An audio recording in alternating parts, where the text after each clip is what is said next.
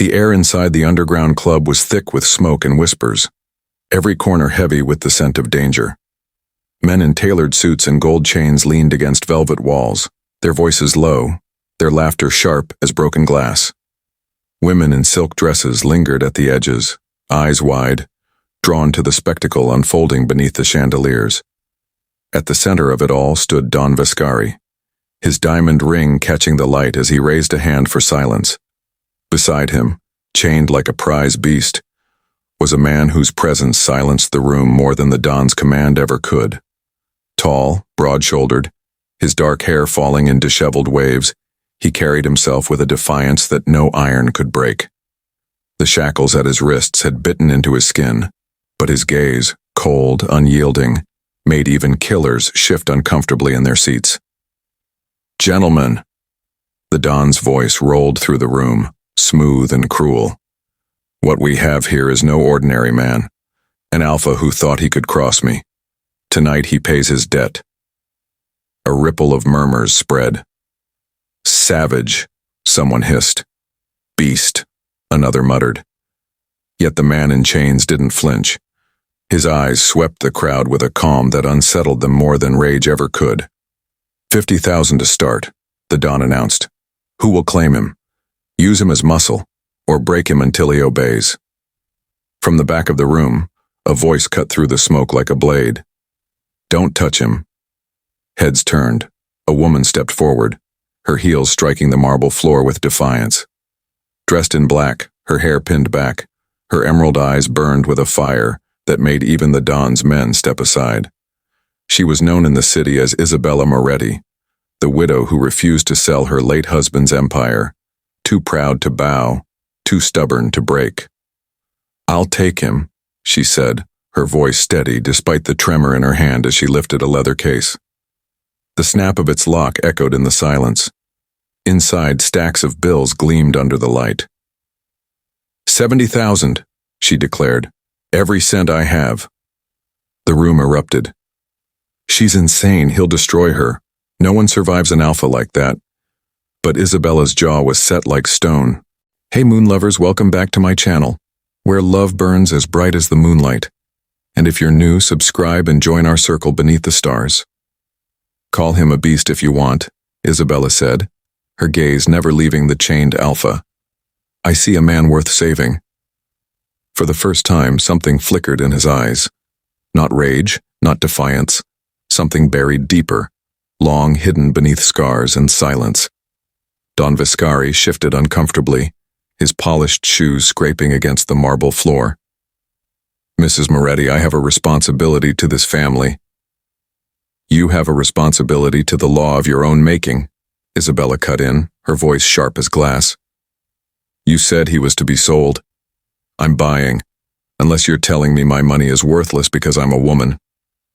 That struck a nerve. The Don's jaw tightened, but even he couldn't dismiss her logic. In a world where power was currency, refusing her bid would expose weakness. "Fine," he growled, snatching the leather case from her hand. He flipped through the stacks of bills with exaggerated care, clearly hoping to find her short. When the count came up true, his scowl deepened. "The contract will be drawn in my office. You can collect him in an hour." Isabella's chin lifted. "I'll take him now." The Don's eyes narrowed. "Now see here." "I've paid," she said coldly. "He's mine now. As you so crudely put it, my property. Unless you'd like to explain to the commission why you held him after the sale was complete." The room went still. Even the smoke seemed to pause in the air. The threat of involving the commission, whose word was law in the city, made Don Vascari's protest die in his throat. With visible reluctance, he produced a key and released the shackles from the alpha's ankles, though he left the wrist restraints in place. "The rest come off when I have the contract," Isabella said firmly. She turned to the man, and in a voice gentler than any he'd likely heard in months, whispered, "Come with me." The alpha studied her for a long moment, as if trying to solve a puzzle. Then, with a dignity that made the crowd's earlier jeers seem pitiful, he inclined his head slightly and stepped forward. As Isabella led him through the smoke-filled room, The onlookers parted like water, but their faces showed no reverence, only disgust, shock, and outrage painted in harsh strokes. "You'll regret this, Isabella," one of the Don's mistresses called after her. "Mark my words." She didn't turn. "The only thing I'd regret," she said loud enough for all to hear, "is standing by while you treat a man like an animal." Old Ricci, the family's enforcer, shook his scarred head. "That woman's going to get herself killed," he muttered. "Alphas like him can't be tamed. It's not in their nature." But young Matteo, the consigliere's son, watched them disappear toward the exit with thoughtful eyes. "Maybe," he said quietly. "It's our nature that needs taming." His father cuffed him sharply. "Don't let me hear such talk again, boy. That kind of thinking will get you buried." As Isabella and the Alpha walked toward the Don's office, she could feel the weight of judgment pressing down on her shoulders like chains. But she had borne heavier burdens: the loss of her husband, the struggle to hold her empire together, the pitying stares that had followed her for years. All of it had prepared her for this moment. She glanced sideways at the man beside her. Despite the restraints, he moved with a fluid grace that spoke of strength held in check. His face, now clear in the dim light, was marked by hardship but not broken by it. "I'm Isabella," she said softly, not expecting a response. He looked at her then, really looked, and in those dark eyes she saw intelligence and a weariness born of battles no one else could imagine. They reached the Don's office, a low-lit chamber that served as both prison and command center. Isabella pushed open the heavy door, the Alpha following silently. Vescari was already there, scrawling out the contract with obvious reluctance. "You sure about this, Mrs. Moretti?" he asked one last time. "It's not too late to change your mind. I could find another buyer, someone better equipped to handle him. Just write the contract, Don." Vescari sighed and pressed his seal onto the paper with more force than necessary. "There. May God help you, because you surely aren't helping yourself." Isabella took the document and folded it carefully. The keys. With a disgusted snort, he tossed her the key to the wrist restraints. "Don't come crying to me when he cuts your throat in your sleep." Her eyes flashed dangerously. "The only throat cut in this city lately was by your own nephew when he was drunk, and he's as human as you are. Good day, Don." She turned and walked out, her purchased Alpha following. Once outside, she stopped and faced him. "I'm going to unlock these now," she said, holding up the key. "I don't expect you'll run. Where would you go? But I won't keep you in chains like an animal." She reached for his wrists and he held them out slowly, watching her with those unreadable eyes. The key turned with a metallic protest, and the shackles fell away, clattering against the marble floor with a dull echo. The man rubbed his raw wrists, the first truly human gesture she'd seen from him. Red welts and scabs marked where the iron had bitten deep. "We'll need to tend to those," Isabella said. "I have medicine at the estate." She paused, then added, "It's about an hour's drive. Can you manage?" The ghost of something, almost a smile, touched his lips. He nodded once. "Good. The car is this way." As they walked through the streets toward the waiting black sedan, Isabella held her head high, ignoring the stares and whispers that followed in their wake. She had crossed a line today. There would be no going back to being just the widow Moretti, object of pity and whispered charity. Now she was something else, something dangerous in their eyes. But as she glanced at the man walking beside her, his stride matching hers, she felt something she hadn't experienced in 3 long years. Purpose. Maybe she couldn't save her husband from the bullet that took him. Maybe she couldn't save her crumbling empire from slowly failing. But this man, this Alpha everyone else had written off as a beast, maybe him she could save. And maybe, though she didn't dare think it yet, he might save her too. The estate appeared as they crested the final hill, and Isabella felt the familiar tightness in her chest.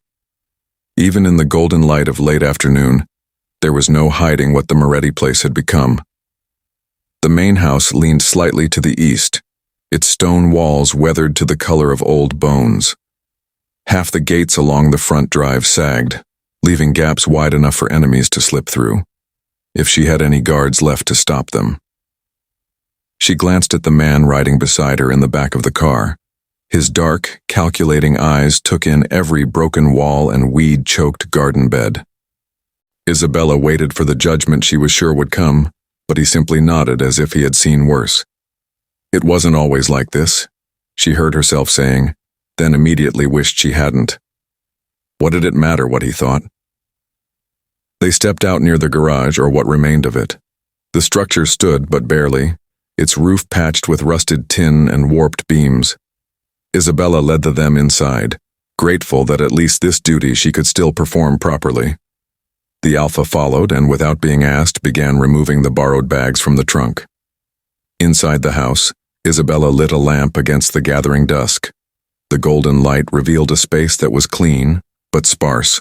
A table with 2 chairs, a stove, shelves holding a meager collection of dishes and bottles. On the mantel above the cold fireplace sat a single photograph in a tarnished frame. "You can sleep in the guest house," she said, not meeting his eyes. "There are blankets in the trunk by the door. I'll bring supper when it's ready." She busied herself at the stove, aware of him standing motionless by the door. When she finally turned, he was looking at the photograph. A man stared back from the frame, frozen forever at 28, his smile confident, his eyes full of plans that would never be realized. "My husband," Isabella said quietly. "Marco. He died 3 winters ago." The Alpha nodded slowly, then moved toward the door. Just before he left, he paused and looked back at her. His lips moved carefully, as if remembering how to form the words. "Thank you," he said, his voice deep and rusty from disuse. Then he was gone, leaving Isabella standing alone in her kitchen, one hand pressed to her chest where her heart hammered against her ribs. Supper was simple: bread, beans, and the last of the preserved peaches from 2 summers ago. She carried the tray to the guest house, finding him seated on a crate, working something in his hands. As she drew closer, she saw it was a broken strap, and he was mending the buckle with surprising dexterity. "You don't have to," she began. But he looked up at her with something almost like amusement in his eyes. She set the tray down beside him. "Well," she said softly, "I suppose there's plenty here that needs fixing." They ate in companionable silence. The stray cats that haunted the estate crept from their hiding places to investigate the stranger. One bold tabby brushed against his leg, and Isabella saw his hand drop to stroke its head with unexpected gentleness. That night she lay awake listening to the familiar creaks and sighs of the old house. But beneath those sounds was something new. The knowledge that she wasn't alone in the mansion for the first time in 3 years. It should have frightened her, she supposed. Everyone in the city certainly expected her to be afraid. Instead, she felt something she couldn't quite name. Not peace exactly, but perhaps the possibility of it. Morning came with a list of necessities. Isabella stood in her kitchen, pencil in hand, trying to prioritize repairs that all seemed equally urgent. The roof leaked in 3 places. The water pump needed new seals. The garden wall had a breach wide enough for intruders. The gates sagged, useless against anyone determined. And beneath it all was the constant need for money she didn't have. A soft knock at the door interrupted her thoughts. The Alpha stood on her porch, his hair tied back, wearing the same clothes from yesterday but somehow looking more settled. He gestured toward the garage, then at himself, then mimed the swing of a hammer. "You want to work?" Isabella asked. He nodded. "I can't pay you. You understand that, don't you? I spent everything I had just to—" She stopped, heat rising in her cheeks. "I mean food and shelter. That's all I can offer." He lifted his hands, showing the welts from the shackles, now cleaned but still raw. Then he pointed to the house, to her, and nodded again. The message was clear. She had freed him. That was payment enough. Isabella found herself blinking back sudden tears. Well, then I suppose we'd better get started. She showed him the storage room, Marco's tools still hanging in their places, gathering dust and rust. The Alpha examined each one carefully, testing edges and joints, setting aside those that needed repair. When he found Marco's whetstone, he looked at her questioningly. Yes, of course, whatever you need to use. The words came out choked. By midday, the rhythmic sound of hammer on wood filled the air.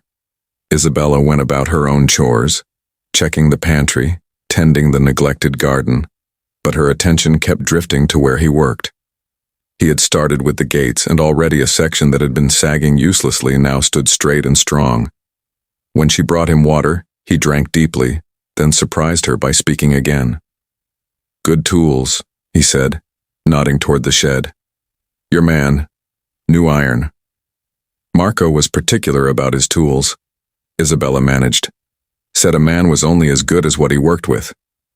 The Alpha considered this, then nodded approvingly. Wise. That evening, as they ate another simple meal, this time at the kitchen table, Isabella having insisted, she found herself talking about Marco, about the estate, about her family back east, who had written her off when she refused to return after the funeral. They couldn't understand, she said, pushing bread around her plate. This was our dream, Marco's and mine. We were going to build something that would last.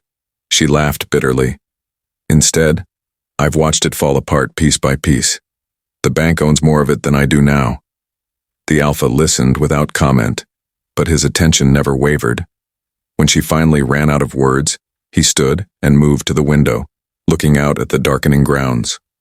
After a long moment, he spoke. Land remembers, he said slowly. Bad times, good times, but land waits. For hands that build, for hearts that endure. Isabella stared at him. It was the longest speech she had heard from him, and the weight of it made her throat tighten. Days turned into a week, then 2. A rhythm emerged. He worked from sunrise to sunset, repairing, reinforcing, rebuilding. She kept the house, managed the accounts, and cautiously began to plan beyond the next day's survival. In the evenings, they ate together, and sometimes he spoke. Never much, but each word seemed carefully chosen, worth the silence that surrounded it. She learned his name the day he repaired the water pump. As clear water surged for the first time in months, he smiled, a real smile that transformed his hardened face. Adrian, he said, pointing to himself. Adrian Varga. Adrian, she repeated, and his smile widened at hearing his name spoken kindly. The city, of course, watched and whispered. When Isabella went to the market for supplies, conversation stopped mid-sentence. Women she had known for years crossed the street to avoid her. Only young Matteo, the grocer's son, would meet her eyes, and he always slipped an extra apple or 2 into her bag when his father wasn't looking. They're saying things, Matteo warned one day, glancing around nervously. Ugly things about you and him. Isabella's chin lifted. Let them say what they will, I know the truth. Just be careful, Signora. Some of the men, they're talking about coming out to your estate, to make sure you're safe. The implication in his pause made Isabella's blood run cold, but her voice stayed steady. You tell those men I'm safer now than I've been in 3 years, and if they set foot on my property without invitation, they'll be met with Marco's shotgun. But that night, she retrieved the weapon from its place above the mantel, cleaning and loading it with hands that trembled only slightly. When Adrian saw the shotgun leaning by the door the next morning, he nodded grimly. He understood the danger she had placed herself in by taking him in. That day, he worked closer to the house, and Isabella noticed he had taken to wearing a hammer at his belt, even when he wasn't using it. The first test came sooner than expected. Isabella was in the garden when she heard engines approaching, 3, maybe 4 cars. Her hands tightened on the trowel, but she forced herself to keep working, not looking up even when the cars stopped at her gate. Isabella Moretti. The voice belonged to Victor Romano, owner of half the docks and a man who had made no secret of his interest in acquiring her estate. "We've come to check on your welfare." Isabella straightened slowly, taking in the men arrayed before her. Romano, of course, with his cold eyes and expensive suit. Beside him, the De Luca brothers, mean drunks, both of them, and one of the commission's lieutenants looking uncomfortable but present nonetheless. "As you can see, Mr. Romano, I'm perfectly well." She kept her voice level, though her heart raced. Romano stepped from his car, his hand resting casually on the butt of his pistol. "You can't blame folks for being concerned. A woman alone with a stray alpha. His name is Adrian." The words came out sharp as shattered glass. "And I'm not alone, as you've just pointed out." Romano's face darkened. "You've taken leave of your senses, woman. But I'm prepared to help. I'll take that creature off your hands, and I'll give you a fair price for this estate. You could go back east, start fresh. My land is not for sale." Romano's smile was thin and cruel. "Everything's for sale. Isabella, it's just a matter of price. Get off my property." Isabella's voice was quiet now. Dangerous. Romano took a step forward, and suddenly Adrian was there, materializing from wherever he had been working. He said nothing, just stood slightly behind and to the side of Isabella, the hammer in his hand catching the late sun. The De Luca brothers reached for their pistols, but the commissioned lieutenant barked, "Hold!" He looked between Isabella and Adrian, something shifting in his expression. "The lady asked you to leave, Romano. I suggest we do that." Romano's face flushed red. "You're taking her side with that?" "I'm taking the law's side," the lieutenant interrupted. "And the law says a person has a right to their own property. Come on now." It took another long moment. But finally, Romano stepped back toward his car. "This isn't over," he told Isabella. "When that alpha shows his true nature, and he will, don't expect help from decent people." They drove away in a cloud of exhaust and threats, leaving Isabella and Adrian standing in the garden. Her legs felt weak suddenly, and she might have fallen if he hadn't steadied her with a gentle hand on her elbow. "Thank you," she whispered. He shook his head. "You stand for me," he said simply. "I stand for you." That night, Isabella couldn't bring herself to send him back to the guest house. "There's a room," she said hesitantly, "off the kitchen. It was meant for, well, it's empty. You'd be closer if—" Isabella trailed off, flustered. Adrian understood. That night, for the first time since Marco died, Isabella slept knowing someone else was under her roof, someone who would stand between her and whatever darkness might come calling. And in his small room, Adrian Varga lay awake, listening to the night sounds of this strange estate that was beginning to feel less strange. He thought of the woman who had looked at him and seen a man worth saving, and he made a silent vow that her faith would not be misplaced. The drive from the city had been silent, save for the creak of leather and the steady hum of tires on cracked asphalt. Isabella stole glances at the man beside her, trying to read something, anything in his stoic expression. Adrian sat in the back seat as if born to command it, his posture straight, despite the ordeal he had endured, his dark eyes scanning the horizon with the watchfulness of someone who had learned that danger could come from any direction. As they descended into the valley road, Isabella noticed how he shifted slightly in his seat, favoring his left side. The movement was subtle, but she had learned to read such signs in the years of nursing Marco through the injuries that came with a life in the underworld. "We'll stop by the fountain," Isabella said, pointing to the line of marble statues ahead. "Let the car cool." Adrian nodded, and she thought she saw relief flicker across his features. At the fountain, Isabella watched him step out carefully, each movement deliberate and controlled. When he knelt by the water's edge, she expected him to use the silver cup resting on the stone rim. Instead, he cupped the clear water in both palms, lifting it to his lips with a reverence that made her breath catch. The simple act held a ceremonial weight, as if he were greeting the world itself. Water dripped from his fingers as he drank deeply, and when he finally looked up, he found her watching. Their eyes met across the small distance, and Isabella felt heat rise in her cheeks. "The water's good here," she said unnecessarily. "Fed by the mountain springs." He nodded slowly, then surprised her by speaking. "Water knows," he said, his voice rough from disuse. "Clean heart, clean water." It was the first time she had heard him speak beyond the simple thank you at her house. His English was accented but clear, each word carefully chosen. "You speak English well," Isabella observed, settling herself on the stone ledge. A shadow crossed his face. "Mission school," he said shortly, then added with bitter irony.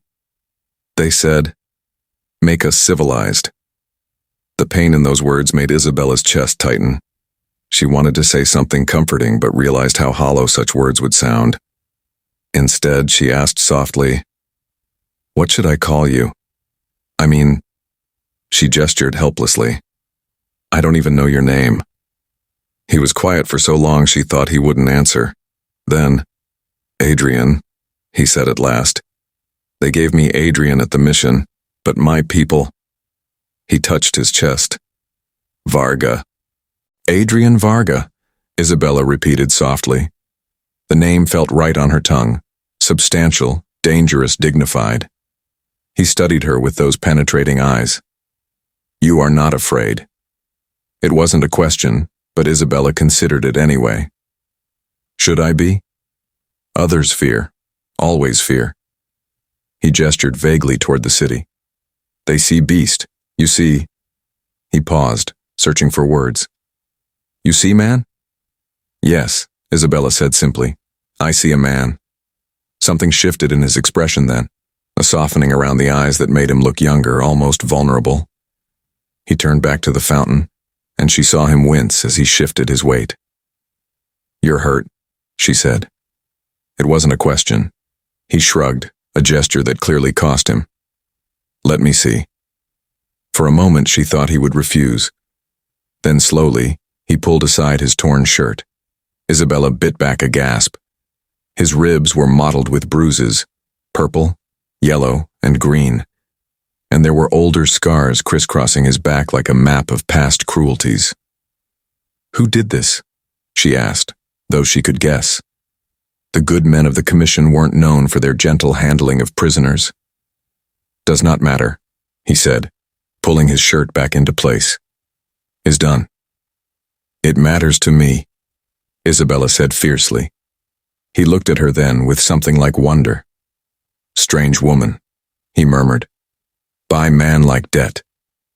Worry for his pain." "I didn't buy a man," Isabella corrected firmly. "I bought your freedom. There's a difference." They drove on toward the estate. As the car wound through the valley, Isabella found herself talking about the land, the weather, anything to fill the silence that seemed weighted with too many unspoken things. "That ridge there marks the western boundary," she said, pointing. "Or it used to. I had to sell that section last year to pay the bank. And that grove of oaks, that's where Marco proposed to me." Her voice caught. "He said we'd build our house where we could see those trees from the kitchen window." Adrian listened without comment, but she could feel his attention like a physical weight. It had been so long since anyone had really listened to her. As they crested the final hill and the estate came into view, Isabella felt the familiar mixture of pride and shame. In the afternoon light, every flaw was visible. The sagging gates, the patched roof, the garden overrun with weeds. "It's not much," she said defensively, "and it needs work, more work than one person can manage." Adrian surveyed the property with those sharp eyes, taking in every detail. Then he nodded once, decisively. "Good bones," he said. "Land wants to live. Just needs—" He made a gesture with his hands, a flowering motion. "Care," Isabella suggested. "Yes, care." They rolled down toward the house in companionable silence. But as they approached the front gate, or what remained of it, Adrian suddenly tensed. His hand moved instinctively to his side, where a weapon might once have hung. "What is it?" Isabella asked, alarmed. He pointed to tracks in the dust. 3 cars, recent, maybe an hour. Isabella's heart sank. "Visitors," she said grimly. "I can guess who." Sure enough, as they rounded the garage, 3 sleek black sedans stood parked at the front steps. Their passengers lounged on her porch rail as if they owned the place. Isabella recognized them immediately. Victor Romano and 2 of his men. "Afternoon, Isabella," Romano said, standing with false courtesy. He was a big man, prosperous and powerful, with cold gray eyes that had always made her uneasy. "We were starting to worry. You've been gone a long time." "Not long enough, apparently," Isabella muttered under her breath. Louder, she said, "Mr. Romano, to what do I owe the pleasure?" Romano's eyes fixed on Adrian, and his expression hardened. "Heard about your little acquisition in town. Came to make sure you hadn't lost your mind entirely." "My mind is perfectly sound, thank you." "Is it?" Romano stepped off the porch, his hand resting casually on the grip of his pistol. "Because only a woman who's taken leave of her senses would bring a stray alpha onto her property." Adrian had stepped from the car and stood perfectly still, but Isabella could see the tension in his shoulders, the readiness in his stance. "His name is Adrian," Isabella said coldly, "and he's here to help with the estate. Unless you're offering to fix my gates and mend my roof, I'll thank you to mind your own business." Romano's face flushed. "Now, see here, Isabella. I've been patient with you. Offered to buy this place at a fair price more than once, but if you're going to endanger yourself and the whole community with your foolishness—" "The only danger here," Isabella interrupted, "is from uninvited guests who seem to think they have a say in how I run my property." One of Romano's men snickered. "Ain't natural. A woman taking up with an alpha. People are talking, Signora, saying things that ain't fit for decent ears." Isabella's temper finally snapped. Then perhaps they should spend less time gossiping and more time reading their scriptures, particularly the parts about loving thy neighbor, and judge not lest ye be judged. Romano stepped closer, and suddenly Adrian was there, placing himself between Isabella and the bigger man. He said nothing, but his presence spoke volumes. "You threatening me, boy?" Romano snarled. Adrian remained silent, but he didn't back down. "That's enough." Isabella moved around Adrian to face Romano directly. "You need to leave. Now." "This isn't over," Romano warned. "When that alpha shows his true nature, and he will, you'll come begging for help. And maybe I'll give it, if you're willing to be reasonable about selling. Get off my land." Romano and his men slid back into their cars. But before driving off, he turned in his seat. "You're making a mistake, Isabella. A dangerous one. Don't say you weren't warned." After they were gone, Isabella found herself shaking. Adrian guided her to the stone steps of the porch and gently pressed her to sit. Then he went to the fountain, drew fresh water in a glass, and brought it to her. "Thank you," she managed, wrapping her hands around the cool glass to still their trembling. He crouched before her, his dark eyes concerned. "This, because of me. I go. Trouble goes." "No." The word came out sharper than she intended. "No," she repeated more softly. "The trouble was here long before you. Romano's been circling like a vulture ever since Marco died. You're just his latest excuse." Adrian considered this, then asked quietly, "Why you do this? Buy freedom for stranger?" Isabella looked down at her hands, searching for words she didn't fully understand herself. "When I saw you there in chains being sold like property, I thought about how Marco died. He was sick for 3 days. Fever. Nothing I could do but watch him fade away. I couldn't save him." She met Adrian's eyes. "But I could save you. Does that make sense?" "Yes," he said simply, as the sun began to sink toward the horizon, painting the sky in shades of gold and crimson. Isabella stood. "Come on, let me show you where you'll sleep, then we'll see about some supper. And Adrian." She waited until he looked at her. Tomorrow, we start fixing this place up. Together. He nodded, and for the first time since she had seen him in chains, something that might have been hope flickered in his eyes. That evening, as Isabella prepared a simple meal and Adrian checked the cars in the garage, she realized the estate didn't feel quite so empty anymore. The shadows seemed less threatening, the silence less oppressive. It was a small change, but after 3 years of grieving, even small changes felt momentous. At her kitchen table, she watched him eat with careful precision, noticed how he savored each bite as if remembering leaner times. When their eyes met across the table, he inclined his head slightly, a gesture of gratitude that needed no words. "We'll go into the city tomorrow for supplies," Isabella said. "I'll need to make a list. Tools, mainly nails, maybe some lumber if—" She trailed off, remembering her empty purse. Adrian reached into his pocket and placed something on the table. It was a small leather pouch. When Isabella opened it, she found several silver coins. "Where did you— before prison?" "Hidden. They not find. I can't take your money." He pushed the pouch toward her. "For estate. For us. Us." The simple word lodged in Isabella's chest like a warm ember. She nodded, not trusting her voice. That night, as she prepared for bed, Isabella paused at her window. In the guest house, a soft light glowed. Adrian had lit the lantern she'd left for him. For the first time in 3 years, she wasn't alone on the estate. For the first time in 3 years, tomorrow felt like something to look forward to rather than simply endure. The morning sun cast long shadows across the grounds as Isabella emerged from the house carrying 2 cups of coffee. She found Adrian already at work, splitting wood behind the garage with smooth, efficient strokes. His shirt hung on a nearby post, and she could see the muscles in his back working beneath bronze skin still marked by fading bruises. "You're up early," she said, offering him one of the cups. He paused, wiping sweat from his brow, and accepted the coffee with a nod of thanks.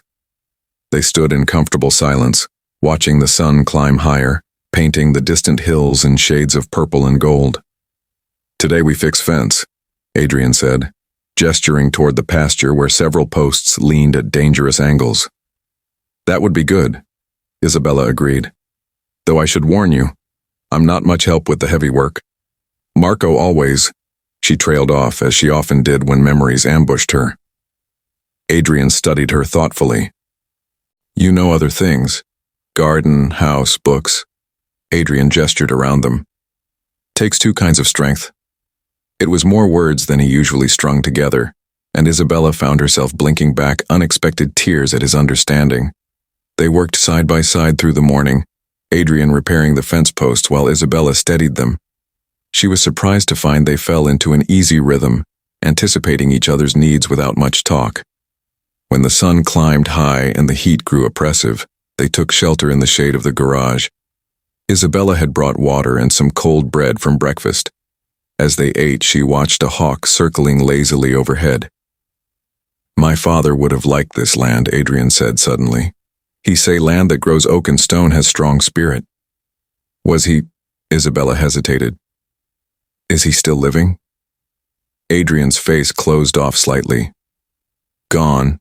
Many winters now. Soldiers came to our village. Said we must move. Father said no. The land was sacred, where our ancestors lay." He was quiet for a long moment. "Soldiers not like no." Isabella reached out instinctively, her hand covering his where it rested on his knee. "I'm sorry." He looked down at her pale hand on his darker one, something unreadable flickering in his expression. "You have soft heart," Adrian said quietly. "Dangerous in a hard world," Isabella admitted. "But I'd rather have a soft heart than a hard one." They returned to work, and by late afternoon, a good section of the fence stood straight and strong. Isabella couldn't help but feel a surge of pride as she surveyed their progress. It had been so long since anything on the estate had improved rather than fallen further into ruin.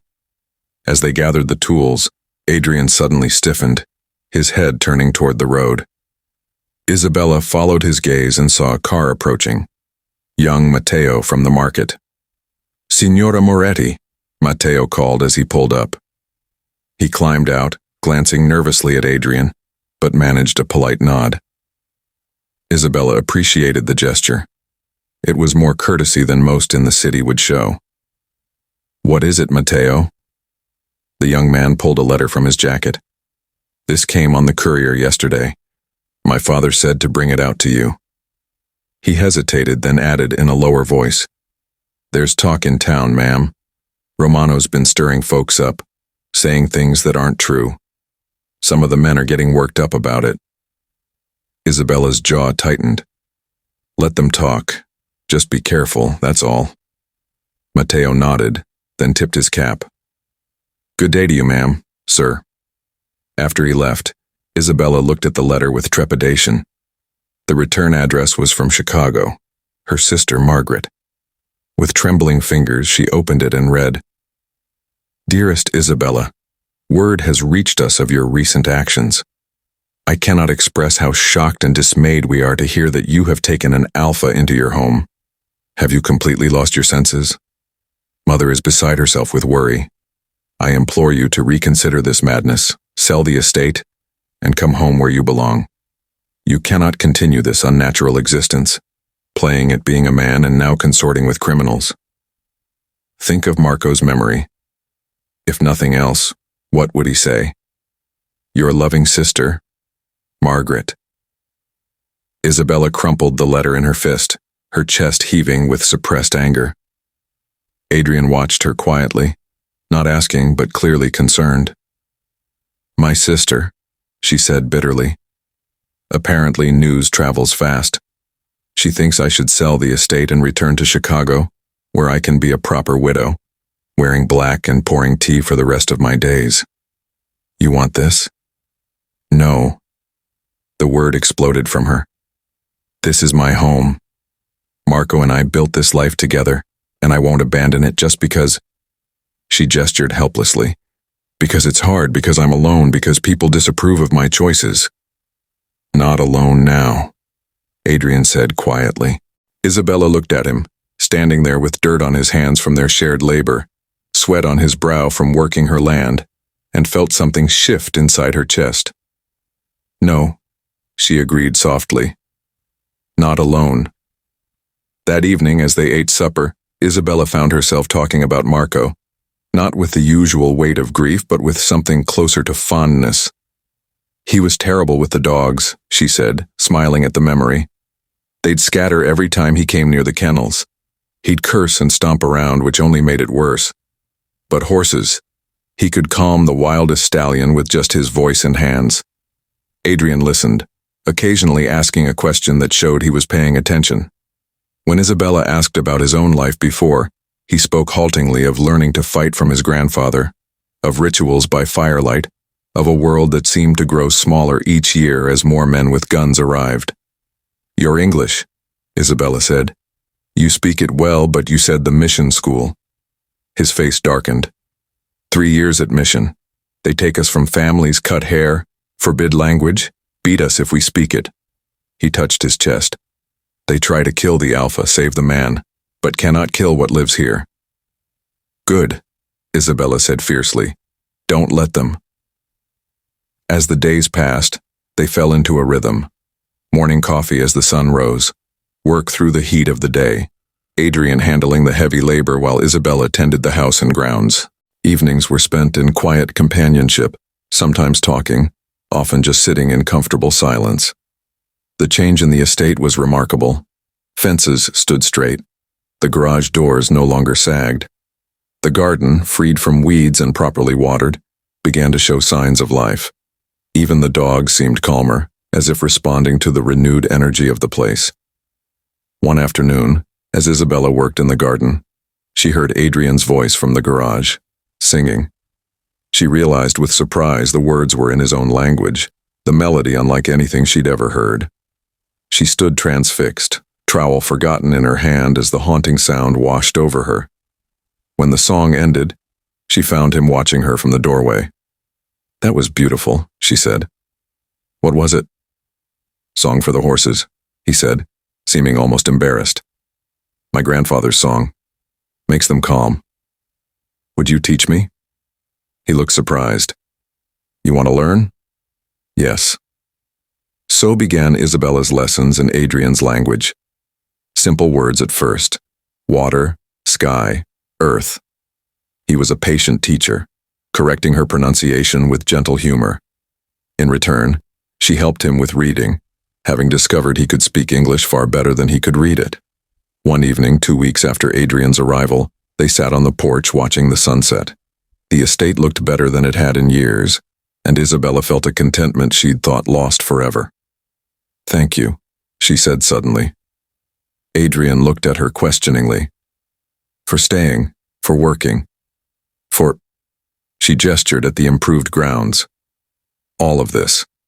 I couldn't have done it alone. You give me freedom, he said simply. I give you my hands, my strength. Fair trade. Is that all it is? A trade? He was quiet for a long moment, then shook his head slowly. No, not just trade. You see me as man, not beast, not less than, just man. This gift, greater than freedom. Isabella felt tears prick her eyes. Without thinking, she reached over and took his hand. His fingers, calloused from work, closed gently around hers.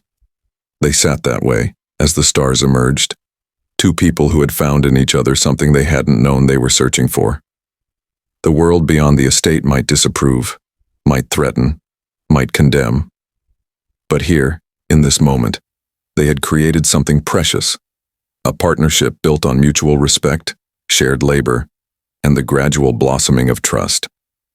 When Isabella finally went inside, she paused at her bedroom window to look out at the guest house. The soft glow of Adrian's lantern was visible through the cracks in the shutters. Tomorrow would bring more work and likely more challenges from those who couldn't understand what they were building together. But tonight, Isabella felt hope. For the first time since Marco's death, the estate felt like home again. And for the first time in his life, Adrian Varga was discovering what it meant to be seen not as a beast to be feared or a problem to be solved, but simply as a man, worthy of respect, kindness, and perhaps something more. The sound of approaching engines woke Isabella from uneasy sleep. She had been dreading this moment for days, ever since Matteo's warning. Through her window, she saw torches flickering in the pre-dawn darkness. 5, maybe 6 men, climbing from their cars and making their way up the path to her house. She dressed quickly, hands steady despite her racing heart. Marco's shotgun stood ready by the door where she had placed it each night since Adrian's arrival. As she reached for it, she heard movement from the small room off the kitchen. Adrian emerged, fully dressed, his face grave. Stay inside, Isabella said firmly. This is my fight.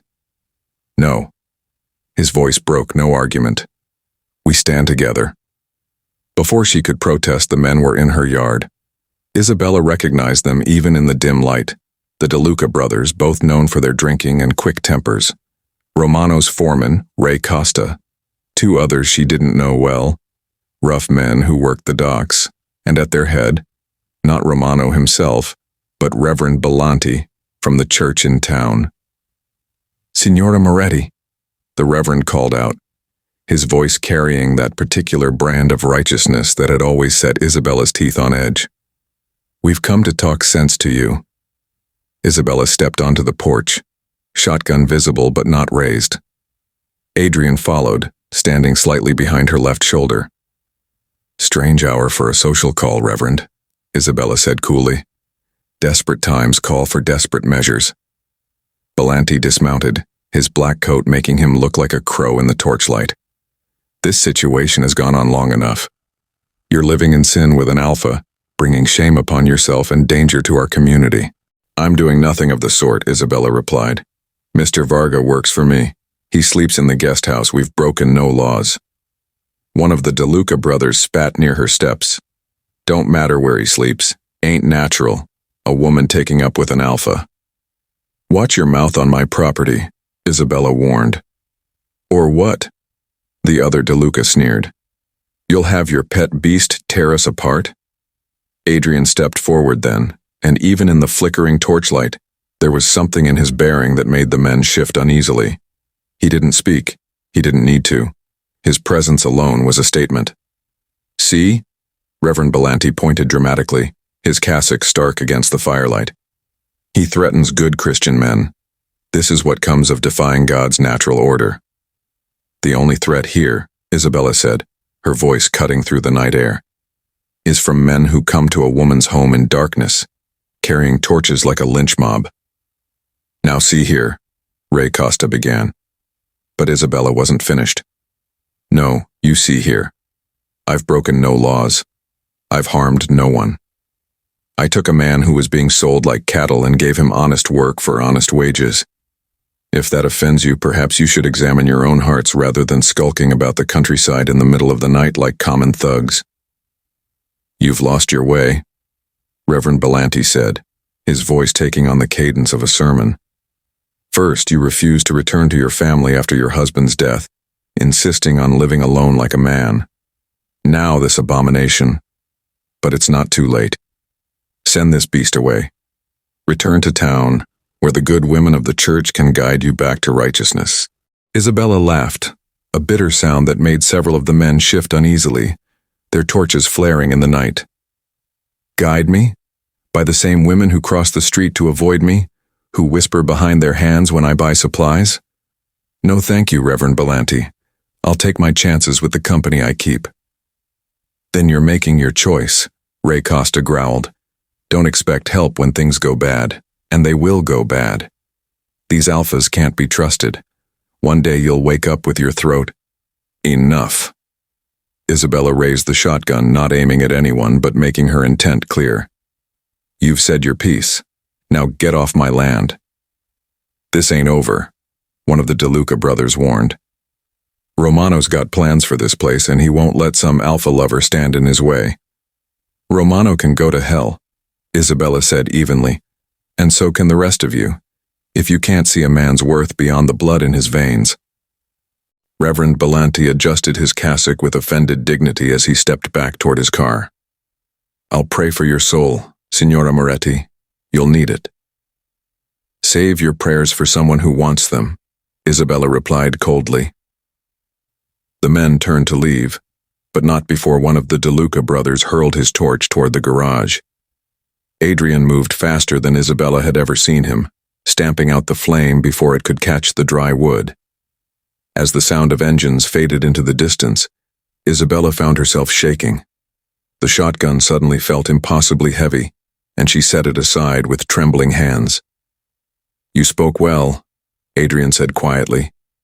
True words, strong words. Fat lot of good it did, Isabella said bitterly. They'll be back, or others like them. Yes, Adrian agreed, but not tonight. They stood together on the porch as dawn broke properly, painting the sky in shades of pink and gold. The morning felt fragile, as if the night's ugliness might shatter it. I'm sorry, Isabella said suddenly. You shouldn't have to face this. The hatred, the threats, it's not fair. Adrian turned to look at her, his dark eyes unreadable in the growing light. Fair? He shook his head. Life not about fair.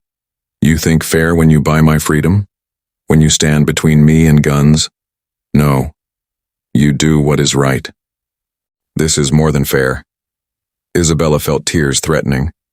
They could hurt you, kill you because of me, because you see man where others see beast, Adrian finished. I choose this. Choose to stay, not for work, not for shelter, for... He paused, searching for words. For a woman who stands with shotgun against 6 men, who speaks truth to lies, who gives dignity to one who had none. The tears came then, and Isabella didn't try to stop them. Adrian stood quietly beside her, not touching, but somehow offering comfort through his steady presence. We should eat, Isabella finally said, wiping her eyes. Then check the fences. They might have been cut out of spite. Adrian nodded, but before they could go inside, he spoke again. Isabella. It was the first time he had used her given name, and the sound of it in his deep voice made her heart skip. Thank you, he said softly, for standing, for speaking, for seeing. She met his eyes, seeing in them a warmth that had nothing to do with gratitude and everything to do with something deeper, something that frightened and thrilled her in equal measure. "We stand together," she said, echoing his earlier words. "Yes," he agreed. "Together." The day passed quietly, but Isabella couldn't shake the feeling of an impending storm. They found no damage to the fences, but she noticed Adrian staying closer to the house than usual, his eyes constantly scanning the horizon. That evening, as they sat down to supper, Isabella made a decision. She went to her room and returned with something wrapped in oilcloth. "This was Marco's," she said, placing the bundle on the table. Inside was a Colt revolver, well maintained despite 3 years of disuse. "I want you to have it." Adrian stared at the weapon, then at her. "You trust me with this?" "I trust you with my life," Isabella said simply. "You've already proven worthy of that trust." He picked up the revolver carefully, checking its action with practiced ease. "I will not dishonor this gift," he said solemnly. "I know you won't." They were interrupted by the sound of an engine approaching. Isabella tensed, but Adrian, peering out the window, relaxed. One car. Old man driving. Woman beside him. Isabella looked and felt a wave of relief. "It's the Johanssons, Lars and Ingrid. They have the small farm 2 miles north." The elderly couple pulled up to the estate, and Isabella went out to greet them, Adrian following at a distance. "Signora Moretti," Lars said in his thick Norwegian accent. "We hear there was trouble this morning." "News travels fast," Isabella said wearily. Ingrid climbed from the car with surprising agility for her age. "That Father Bellanti," she said with disgust. "Man of God? No, God does not ride with torches in the night." "We bring supplies," Lars added, gesturing to the trunk. "Flour, salt, pork, some preserves Ingrid made. And this," he pulled out a rifle. "Extra we have. You maybe need." Isabella felt her throat tighten. I can't pay you for all this." "Not for paying," Ingrid said firmly. She looked past Isabella to where Adrian stood. "You are the one who helps her?" Adrian nodded cautiously. "Good," Ingrid said. "She needs help. Tries to do too much alone." She fixed Isabella with a stern look. "Like my Lars when we first came here. Too proud to ask for help. Nearly killed himself trying to clear fields alone." "Ingrid," Lars said gently, but his wife wasn't finished. "No, she should hear. We came to this country with nothing. People helped us. Some called us squareheads, dumb Norwegians, but others saw just people trying to make a life. Like you." She looked at Adrian again. "Just men trying to make life." She reached into her apron and pulled out a small bundle. "Seeds," she explained. "From my garden. Plant in spring. You'll have good vegetables." Isabella couldn't speak past the lump in her throat. Adrian stepped forward and bowed slightly to the elderly couple. "Your kindness honors us," he said formally. "We will not forget." Lars nodded approvingly. "You'll come to our farm if trouble comes again. We're old but not helpless, and we remember what it is to be strangers, to be hated for being different." After the Johanssons left, Isabella and Adrian carried the supplies inside in thoughtful silence. The visit had shown them that not everyone in the community shared the hatred they'd faced that morning. It was a small comfort, but in their isolated situation, small comforts mattered. "Good people," Adrian said as they put away the last of the supplies. "Yes," Isabella agreed. "I had forgotten there were still some left." That night, Isabella couldn't sleep. The events of the day kept replaying in her mind. The torches, the threats, but also Adrian calling her by name. The trust in his eyes when she'd given him Marco's gun. The unexpected kindness of the Johanssons. She found herself at her window, looking out at the guest house where Adrian's light still glowed. They had crossed some invisible line today. No longer just employer and worker. No longer just two people brought together by desperate circumstances. They were partners now, united against a world that would tear them apart if given the chance. Tomorrow would bring new challenges. She knew Romano wouldn't give up easily, and men like the DeLuca brothers would be looking for any excuse to cause trouble. But tonight, knowing Adrian stood watch, knowing they had at least some allies, she allowed herself to breathe. Resolve burned in Isabella's chest. They would not be pushed out nor torn apart. Whatever storm came next, she and Adrian would face it side by side. The evening was unusually warm for autumn, so she suggested they take their meal beneath the old oak tree. The stew was simple, vegetables from the garden that had finally begun to flourish under their shared care. As the sun sank, the sky blazed with streaks of orange and violet, and for a fleeting moment, the world seemed at peace. "Tell me about your family," Isabella said softly. "Only if you wish to." Adrian's gaze lifted toward the horizon. "It is good to speak of them. Keeps them alive here." He pressed a hand to his chest. He set his bowl aside, his voice low but steady. "My father, strong alpha, a leader, though not as outsiders imagine. He guarded the people, made sure no child went hungry, no elder froze in winter. Fierce when he must be, but gentle with us." His features softened as memory overtook him. "My mother singing river. Her voice could move even the hardest men to tears. She taught me the plants, the skies, the ways of healing. She laughed often." His words faltered. "The soldiers?" Isabella asked carefully. He nodded. "They ordered us to leave our land, abandon the graves of our ancestors. Father sought peace, knowing we could not win against so many. But the young men were angry. They struck a convoy. Not our band, but the soldiers did not care. They came at dawn." Silence stretched. Isabella reached across the rough table, her hand finding his. He turned his palm upward, their fingers entwining. "I was away hunting when I returned." His throat tightened. "The village was ash. My parents gone. My sister, little Fawn, only 14 summers. Gone." "Oh, Adrian," Isabella whispered, her eyes stinging. "I followed the soldiers for days, mad with grief, ready to kill. But when I found them, I saw their families, their children, and I thought, if I strike, I become what they call me. Beast. So I turned away. But the emptiness..." He pressed his free hand to his chest. "Like a piece of me cut out." Darkness gathered around them, the night air heavy with unspoken pain. At last, Adrian's voice steadied. "I wandered after that. Worked for men who asked no questions, learned their language, their ways, but always alone, always hollow. Until..." His eyes found hers. Until a woman with fire in her eyes stood in a square and said, "I see a man worth saving." Tears slid down Isabella's cheeks. "I lost Marco to fever," she confessed, her voice breaking. 3 years ago this winter. He was gone in days. I prayed, I bargained, but nothing saved him.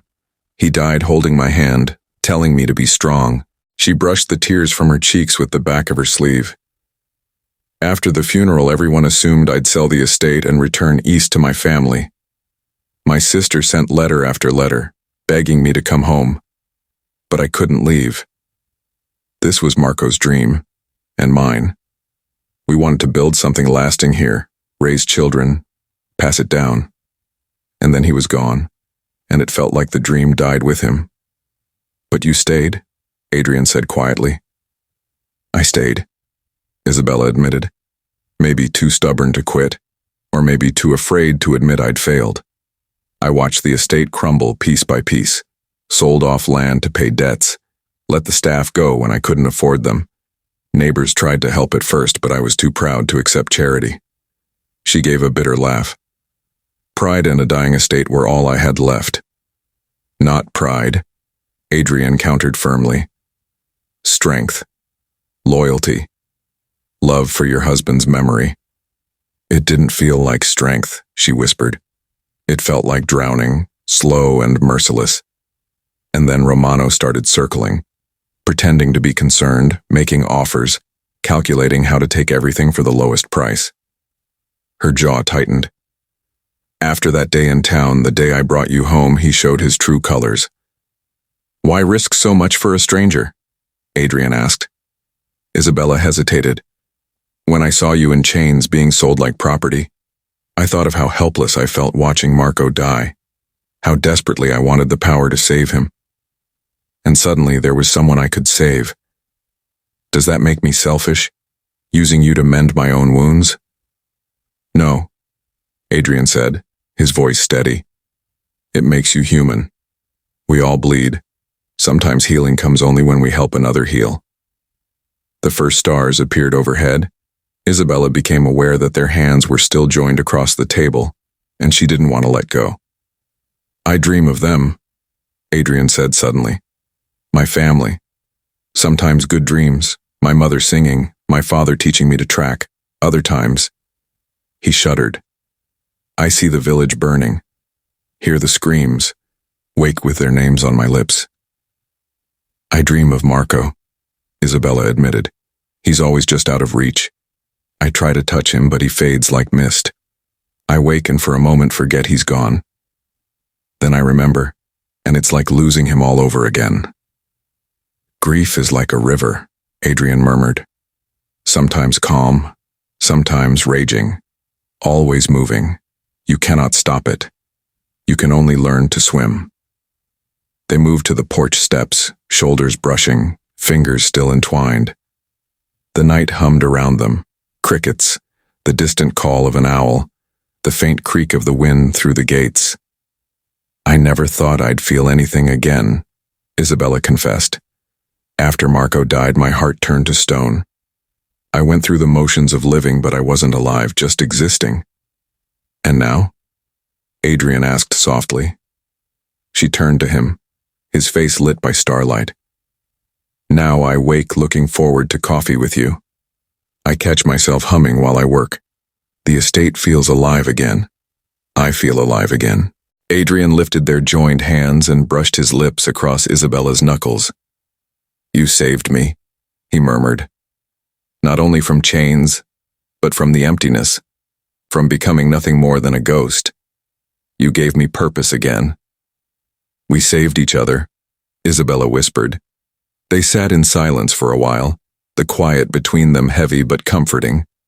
At last, Adrian spoke again, his voice low as he shared fragments of his past, learning to ride before he could properly walk, the ceremony where he was given his adult name, the girl he once thought he would marry. His mate. Her name was Gentle Dove, he said softly. Gentle, always laughing. She died of sickness the winter before the soldiers came. Maybe it was mercy she never saw the village burn. Isabella squeezed his hand. I'm sorry. You've lost so much. Yes, Adrian admitted. But also this. He gestured toward the estate, toward her. From ashes, new life. Not the same as before, but still good. As the night air cooled, they moved inside. Isabella brewed tea, and they sat by the fire, still talking. She told him about meeting Marco at a church gathering, how he had charmed her with his bold dreams and quiet humor, about their wedding day when rain poured so hard the priest had to shout the vows, about their first night in the half-built house, wind whistling through the cracks. Adrian shared more of his people's traditions, drawing parallels between their beliefs and the faith Isabella had been raised in. One creator, he said. Different names, different ways, but same source. Reverend Bellanti would call that heresy, Isabella said dryly. Then he cannot imagine a God vast enough for all peoples, Adrian replied. The fire burned low. Isabella yawned. I should go to bed. Tomorrow we need to check the north fence line. But neither of them moved. The thought of breaking this fragile connection felt impossible. Isabella, Adrian said quietly. Today, sharing pain, sharing memory. This is sacred among my people. When two reveal such truths, they are bound, not by paper or law, but by something stronger. Her heart raced. What are you saying? I say only this. I am grateful for your trust, for your truth, for you. She rose and he stood with her. For a moment they lingered close, her hand still in his. Then, gathering her courage, Isabella leaned up and pressed a soft kiss to his cheek. "Good night, Adrian," she whispered. "Good night, Isabella," he replied, his voice rough with emotion. Later, as she prepared for bed, she could still feel the warmth of his hand, still hear the raw beauty in his voice as he had shared his past. From her window she saw his silhouette on the porch, standing guard as he did every night now. Tomorrow would bring new battles. Romano and his men would not relent, and the city's prejudice would not vanish overnight. But tonight, two wounded souls had found solace in each other, weaving grief into something stronger. In the small room where Adrian would eventually retire, he drew out a worn leather pouch he kept hidden, holding it as though it contained the last fragments of his old life. Inside the pouch lay an arrowhead, carved from pale stone, smooth and flawless. His mother's hands had shaped it, one of the last things she made before the soldiers came. Adrian turned it over in his palm, the weight of it grounding him. Tomorrow, he decided, he would place it in Isabella's hands. Among his people, such a gift was more than a token. It meant protection, connection, and a vow that words in English could never fully capture. That night, the estate was wrapped in silence, and for the first time in years neither Isabella nor Adrian felt haunted by their ghosts. The next day, smoke rose like a black pillar against the clear sky, visible from miles away. Isabella and Adrian had been repairing the kennels when they saw it. Without speaking, they broke into a run toward the neighboring property. The Johansson farm lay east, home to Lars, Ingrid, and their grandchildren. As they crested the hill, the sight stopped Isabella cold. The barn was engulfed in flames, the roof already groaning under the heat. People rushed frantically around the blaze. "The children!" Ingrid's cry cut through the chaos. "Louisa's still inside. She was playing in the loft." Paul Johansson fought like a madman to reach the door, but two men held him back. Isabella recognized them, young Matteo and his father, the town's doctor. "You can't go in there," the doctor shouted. "The whole structure's about to collapse." "My daughter's in there," Paul roared, straining against their grip. Adrian didn't hesitate. Before anyone could stop him, he sprinted straight into the inferno. Isabella's heart seized as he vanished into the smoke. "No," someone shouted. "That alpha will—" "Shut your mouth," Isabella snapped, her eyes never leaving the barn. Every muscle in her body was taut with fear. Seconds dragged like hours. The fire roared, beams cracked, and part of the roof sagged dangerously. Just when Isabella thought she couldn't endure another heartbeat, Adrian burst from the smoke. In his arms was a small figure, coughing and terrified. His shirt was scorched, his face streaked with soot, but he was running, carrying 6-year-old Louisa to safety. Martha Johansson broke free from the crowd, sobbing as Adrian placed the child gently into her arms. Louisa clung to her mother, alive, trembling, but safe. "She's breathing," Adrian said simply. Frightened but not badly hurt. The doctor was already kneeling beside the child, checking her while Ingrid clutched her granddaughter, sobbing with relief. "Thank you," she kept repeating, her voice breaking. "God bless you, thank you." Paul Johansson stood frozen, staring at Adrian as though seeing him for the first time. Only a week ago, he had been among those demanding Adrian be driven out. His voice cracked when he finally spoke. "I was wrong about you. I'm sorry. Truly sorry." Adrian gave a single nod, then turned his attention back to the blaze. "Animals?" he asked curtly. "Most are out," Matteo answered, speaking directly to him for the first time. "Maybe a few chickens still inside." More townsfolk arrived, forming a line from the well, passing buckets hand to hand. Adrian stepped into place without hesitation. For a moment there was an awkward pause, but then the others shifted, making room for him. Isabella joined as well, her arms aching as she passed bucket after bucket. It was a losing fight. The barn was too far gone, flames devouring it from within. But together they managed to keep the fire from spreading to the farmhouse. By the time the sun dipped low, The barn collapsed in a shower of sparks and falling beams. The crowd stood in silence, weary, their faces streaked with soot and sweat. Among them was Costa, Romano's foreman, who had arrived during the chaos. He stepped forward now, his expression unreadable. "That was a brave thing you did," he said gruffly. Adrian met his gaze steadily. A child needed saving. Costa shifted, clearly unsettled. Not many men would have gone in there. Doesn't matter what blood runs in their veins. Nearby, Mrs. Patterson, the banker's wife, one of Isabella's harshest critics, stood with a cluster of women. For once, she said nothing. Her lips were pressed tight, but her eyes lingered on Adrian with something that looked uncomfortably close to respect. Isabella kept glancing at Adrian, her expression torn between gratitude, doubt, and something softer she dared not name. At last, she stepped forward. "Varga, isn't it?" Her tone was formal, clipped, but not unkind. "What you did today, it was heroic." Adrian inclined his head slightly, offering no reply. From her mother's arms, little Louisa Johansson suddenly spoke, her voice carrying clear over the crowd. "The nice man saved me. Mama, he came through the fire like an angel." The words rippled through the onlookers. From a child, innocent, untouched by prejudice, the truth struck harder than any sermon. Martha Johansson set her daughter down and walked straight to Adrian.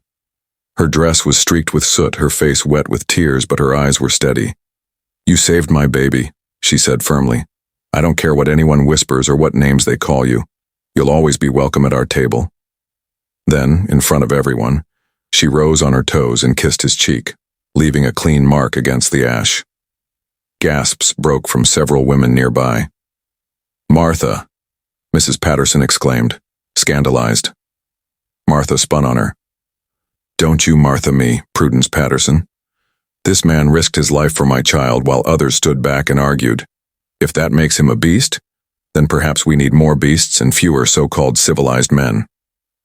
Paul Johansson stepped forward then, extending his hand. His voice shook. "I owe you a debt I can never repay, but I can start by admitting I was wrong. I let fear and hate blind me. I judged you without knowing you. I'm sorry." Adrian studied the hand for a long moment, then clasped it firmly. "No debt," he said simply. "Neighbors help neighbors." "Yes," Paul agreed, his throat tight. "Neighbors." The crowd began to thin, but the mood had shifted. Where once there had been muttered curses and hostile stares, now there were thoughtful looks, a few nods, even tentative smiles. It was then that Reverend Bellanti arrived, his robes dark against the fading light. His voice rang out, sharp and condemning. "One act does not erase what he is. The devil himself can appear as an angel of light to deceive." "Oh, shut your mouth, Reverend," Ingrid Johansson snapped, her voice cutting through the murmurs. "The only devil I see is in hearts poisoned by hate. This man saved a child. What more proof do you need?" Several people murmured agreement, and Bellanti found himself increasingly isolated, his words falling flat against the weight of what they had all witnessed. As Isabella and Adrian turned to leave, young Matteo stepped forward, hesitant but determined. "Signora Moretti, Mr. Varga, may I speak with you?" They paused, and he continued, his voice earnest. "I've been thinking about what you said in town, Signora, about seeing a man worth saving. I see it now, and I'm ashamed it took this to open my eyes." He turned to Adrian. "I'd like to learn from you if you'll allow it. About horses, about tracking, about seeing the world differently." Adrian studied him for a long moment, then gave a single nod. "Come to the estate. We'll talk." As they walked back through the deepening dusk, Isabella noticed Adrian favoring his left arm. Her brows knit. "You're hurt." "A small burn," he admitted. "Nothing serious." "We'll tend to it when we get home," she said firmly, leaving no room for argument. They continued in silence for a time, the night air heavy with smoke and the faint glow of embers still visible on the horizon. At last Isabella spoke. "You changed things today. The way people look at you." "Maybe," Adrian said. "Some hearts shift easily, others never will. But the girl is alive. That is what matters." Back at the estate, Isabella insisted on treating his burns. Adrian sat at the kitchen table while she carefully cleaned the scorched skin and smoothed ointment over the raw patches. Her touch was gentle but precise, and he found himself watching her with quiet intensity. "You could have died in there," Isabella whispered, her eyes fixed on his arm rather than his face. "You would have gone in for a child," Adrian replied. "I know this about you." "That's different." "No," he said softly. "Same heart, same courage." Her hand stilled on his arm. "When you ran into that fire, I've never been so afraid. Not even when Marco was dying. The thought of losing you." She broke off, unable to finish. Adrian caught her hand in his, holding it gently. "I am here," he said simply. "Not going anywhere." Later that evening, they sat together on the porch. In the distance, lanterns bobbed like fireflies as neighbors worked late into the night, salvaging what they could from the Johanssons' ruined barn and already speaking of rebuilding. "They'll rise again," Isabella said quietly. "That's one thing about this community. When disaster strikes, people come together." Adrian nodded, his gaze steady on the horizon. "Yes, together." "Today they saw me help," Adrian said quietly as they walked back through the twilight. "Maybe tomorrow. They'll let me help rebuild." "I think they will," Isabella replied. "Paul Johansson's a proud man, but he's fair. He won't shut you out." As if her words summoned him, a rider appeared on the road ahead. Paul Johansson, weary and soot-stained, dismounted with deliberate steps. "Signora Moretti." "Mr. Varga," he greeted, his voice rough but steady. "I've come to ask for your help. We're planning a barn raising this Saturday. I'd be honored if you both came. And Mr. Varga, your strength with the beams would be invaluable. Matteo says you've worked wonders on the estate." Adrian rose to his feet, meeting Paul's gaze. "I'll come. We'll build it strong." For the first time, Paul smiled at him, genuine, unguarded. "Thank you. Spread the word, will you? We'll need every hand." When he rode off, Isabella and Adrian sat in thoughtful silence. The night air was cool, autumn pressing its claim. Isabella shivered without realizing, and Adrian slipped his coat around her shoulders. "Today changes things," he said softly. "But some still hate. Romano's men, Bellanti's flock. We must stay watchful." "I know," Isabella agreed, "but today proved hearts can change. That matters." "It is everything," Adrian said. "Hate is taught, but love is stronger. It spreads like fire, but it builds instead of destroys." Isabella turned to him in the moonlight, this man who had endured scorn with dignity, who had risked his life without hesitation for a child raised to fear him. "Yes," she whispered. "Love is stronger."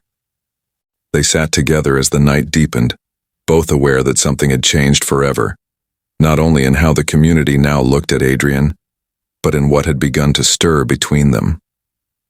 The word love had been spoken, not directly, but it lingered in the air like a vow, a fragile hope for tomorrow. In the distance, a lone dog howled, answered by others across the valley. Once Isabella might have found the sound mournful, but with Adrian beside her, it felt like belonging. The barn raising at the Johansson farm drew nearly everyone from the surrounding countryside. By dawn, wagons rolled in heavy with lumber, tools, and baskets of food. Women spread tables beneath the trees, while men sorted timber and argued over the best way to begin. Isabella and Adrian arrived early, their cart stacked with tools and several pies she had baked the night before. As they pulled up, Isabella noticed the hush that fell over some of the crowd. But instead of hostility, it was followed by nods, murmured greetings, even a few tentative smiles. Paul Johansson strode forward at once, extending his hand toward Adrian. "Glad you're here," he said, his voice pitched loud enough for all to hear. "We'll need your strength on the main beams." Work began in earnest as the sun climbed higher. Adrian quickly found himself at the center of the heavy lifting, his knowledge and steady presence making him indispensable. Men who once crossed the street to avoid him now worked shoulder to shoulder, following his calm instructions as they raised the massive timbers. "Easy now," Adrian called as they maneuvered one of the largest beams into place. "Matteo, shift left. Paul, lift higher on your end." His voice carried a natural authority, and the men obeyed without hesitation. Isabella worked among the women, arranging food and carrying water, but her eyes kept drifting back to him. She watched the transformation unfold before her eyes. Where once there had been suspicion and whispered slurs, now there was respect. Grudging from some, but genuine from others. By midday, when the sun was at its fiercest, Martha Johansson called everyone to the long tables set beneath the trees. They sagged under the weight of roasted meats, fresh loaves, jars of preserves, and pies. As the line formed, Isabella noticed men shifting aside to make space for Adrian, drawing him into their talk about the morning's work. "That joint you cut on the beams was clever," the town's doctor remarked. "Where'd you learn that?" "My people build shelters to last through every season," Adrian replied evenly. "Different wood, different tools, but the principles are the same. Strong foundations, strong walls." The doctor nodded thoughtfully. "Good knowledge to have." A warmth spread through Isabella's chest that had nothing to do with the sun. This was what she had hoped for, not just tolerance, but acceptance. Recognition of Adrian's worth. The afternoon passed in steady rhythm, the frame of the barn rising against the sky. Young Matteo worked close at Adrian's side, eager to learn, peppering him with questions about construction, horses, even how to read the land. Adrian answered patiently, his quiet authority drawing others in. By the time the sun dipped low, the skeleton of the barn stood complete, only the finishing touches left for the Johanssons to add in the weeks ahead. The crowd gathered, weary but proud to admire what they had built together. Paul Johansson climbed onto a stack of planks, his voice carrying over the assembly. "Friends, neighbors, today we've done something good. We've rebuilt what was lost and we did it together." Murmurs of agreement rippled through the crowd. "But there's more I need to say." His gaze swept the gathering. "A week ago, I stood with those who wanted to cast out a man because he was different. Because I was afraid of what I didn't understand, I was wrong." The crowd fell silent. "Adrian Varga risked his life to save my daughter. He asked for nothing in return. Today he's worked harder than any 3 men to help us rebuild. He's shown me what it means to be a true neighbor." Paul lifted a cup of cider high. "So I propose a toast to Adrian Varga, who saw a child in danger and didn't hesitate, who met hatred with dignity and fear with courage. Welcome, friend. Welcome to our community. Here, here." The response was loud, heartfelt, and echoed across the gathering. Cups were lifted high, cider sloshing as voices joined in. Adrian stood frozen, clearly shaken by the public recognition. Isabella moved to his side, her hand slipping into his. He squeezed it gently, drawing strength from her touch. "Speech," someone shouted, and soon others took up the call. Adrian looked at Isabella. She gave him a small nod of encouragement. He stepped forward, his voice carrying the quiet authority that had become so familiar to her. "Thank you," he began simply. "Where I come from, raising a structure is more than work. It is sacred, not just wood and nails, but shelter for life, for growth. Today we built more than a barn. We built understanding." He paused, choosing his words with care. "I know some still doubt, some still fear. That is natural. But I say this, I am here to work, to help, to be a good neighbor. My hand is open to all who will take it. His gaze swept the crowd, lingering on men who had once been most hostile. We are different, yes, but we share the same sun, the same rain, the same hope for our children, the same need for community. These things bind us more than skin divides us. The silence that followed was heavy, profound. Then old Lars Johansson began to clap, his weathered palms striking sharp against the still air. Others joined until the applause spread, hesitant at first, then strong, though not quite universal. Isabella noticed Jim Harmon lean toward his brother, whispering something. Their faces were troubled, conflicted. Change, she realized, came slowly for some. As the gathering broke apart, wagons were loaded, families preparing for the journey home. Many stopped to speak with Adrian directly. A few offered tentative invitations, to look at a horse with a bad leg, to advise on a building project, to join a hunting party. Mrs. Patterson approached Isabella. Her usual stern expression was softened, though her voice remained stiff. I owe you an apology. I judged too quickly, spoke too harshly. Your Mr. Varga has proved himself a man of character. Thank you, Prudence, Isabella replied, choosing grace over pride. That means a great deal. Mrs. Patterson hesitated, then lowered her voice. You'll both come to the church social next month, won't you? I think it would be good for everyone. Isabella blinked in surprise. The church socials were the heartbeat of the community's gatherings, and to be invited, both of them, was no small gesture.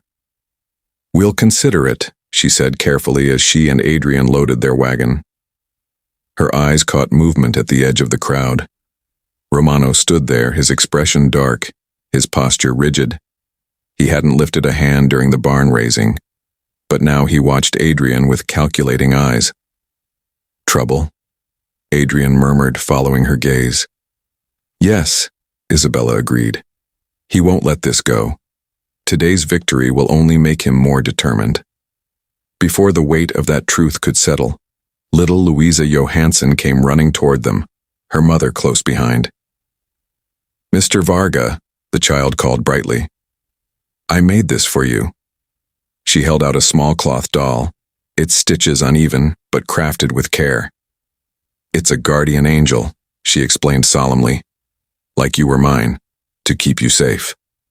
Adrian knelt, his face softening as he accepted the gift. Thank you, little one. I will treasure it. Louisa threw her arms around his neck in a quick hug before darting back to her mother, who smiled through tears. As they drove home in the fading light, Isabella felt a deep contentment settle over her. The wagon rolled smoothly along the rutted road, and she leaned slightly against Adrian's shoulder. Today was good, Adrian said quietly. Yes, Isabella agreed. Better than I dared hope. You gave me this, Adrian said. This chance, this acceptance. It began with you. You saw a man, not a monster. You earned it yourself, Isabella protested gently, with your courage, your strength, your dignity in the face of hate. We earned it together, Adrian said. You and me, partners. The word lingered between them, heavy with meaning beyond the practical work of running the estate. As they crested the hill, the estate came into view, warm light glowing in the windows. Isabella felt a sudden rush of emotion. Marco would have liked you, she said softly. He would have seen what I see. Adrian was silent for a moment. He must have been a good man to win the heart of a woman like you. I honor his memory. I know you do, Isabella whispered. And I think he would want me to live again, to be happy. They pulled up to the house as darkness settled fully. Adrian helped her down from the wagon, his hands lingering at her waist just a moment longer than necessary. Their eyes met in the glow spilling from the villa's lamps, and Isabella saw in Adrian's face the same hunger she carried in her chest. Isabella, he began, his voice rough with emotion. I know, she whispered. I feel it too. But tonight is for celebrating what we gained. Tomorrow will bring what it brings. Adrian finished quietly. Inside, Isabella busied herself with a late supper while Adrian tended the horses. When he returned, she had laid the table with her finest china, the set she hadn't touched since Marco's death. "What's this?" Adrian asked, surprised. "A celebration," Isabella said simply. "Today you became part of this community. That deserves to be marked." They ate by candlelight, speaking of the day's events, of the estate's future, of possibilities that now felt within reach. The hostility they had endured wasn't gone, but it had cracked, and through the fracture light was seeping in. When the dishes were cleared, Adrian reached for the small leather pouch he always carried. His voice was uncharacteristically hesitant. "I have something. I've been waiting for the right moment." He opened it and drew out a pale stone pendant carved smooth and bound in cord. "My mother made this. A charm for protection. I want you to have it." Isabella took the gift with trembling hands. She understood enough to know its weight was more than symbolic. "Adrian, this is precious to you." "Yes," he said simply. "As are you." Her eyes stung with tears. She closed her fingers around the charm, feeling the warmth of his hand still lingering in it. "Thank you," she whispered. "I'll treasure it always." They stood facing each other in the soft candlelight, the air between them charged with unspoken longing. Then Isabella stepped forward, rose on her toes, and pressed her lips to his. The kiss was brief, tender, a promise more than a claim. When she pulled back, Adrian's eyes were wide with wonder. "Isabella," he breathed. "Good night, Adrian," she said softly, retreating to her room before her courage could falter. Later, as she prepared for bed, Isabella held the charm up to the lamplight, admiring its delicate craftsmanship. Through her window, she glimpsed Adrian on the porch, keeping his nightly watch. Tonight, she thought she saw him touch his fingers to his lips, as if holding on to the memory of her kiss. Tomorrow would bring new battles. Romano would not accept Adrian's growing place quietly. There would always be those who refused to change. But tonight, Isabella allowed herself to hope. She had once bought a man's freedom in a dusty square, seeing what others could not, or would not, see. In return, she had gained far more: a partner, a protector, a bridge between two worlds, and perhaps, if she dared to name it, love.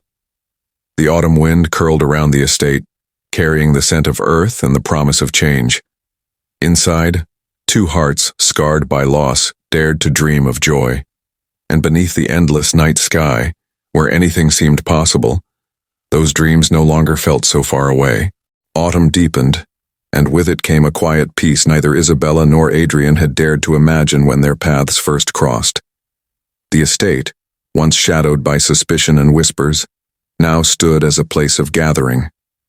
Neighbors came not only for advice or help, but to share bread, laughter, and the simple rhythm of life.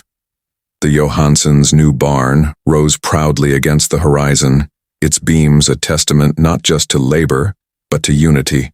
Children played in its shadow, their laughter carrying on the wind, unburdened by the fears their parents once clung to. Adrian moved among them with ease now, his presence no longer questioned, but sought. Where once there had been wary glances, there were nods of respect, even trust. He had become what he was always meant to be, not an outcast, but a pillar. For Isabella, the change was even more profound. She had bought a man's freedom in a moment of defiance, but what she gained was far greater.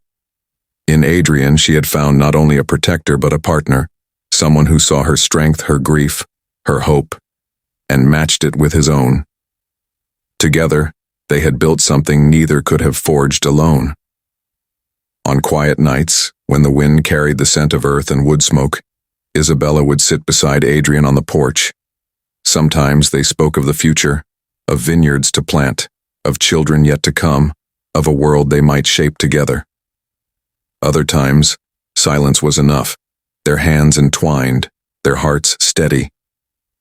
Romano still lingered in the shadows, and Reverend Bellanti's sermons still carried venom, but their power was waning. The community had seen too much, felt too much to be easily swayed again. Hatred might not vanish overnight, but love had taken root, and roots, once deep, are hard to tear out. As winter approached, Isabella often thought of Marco, of the life she had once shared and the grief that had nearly consumed her. She knew now that honoring his memory did not mean chaining herself to sorrow. It meant living fully, daring to embrace joy again. And so, under the vast night sky, where stars burned like promises, Isabella and Adrian began the next chapter of their lives, not as mistress and servant, not as outcast and widow, but as equals, as partners, as something far stronger.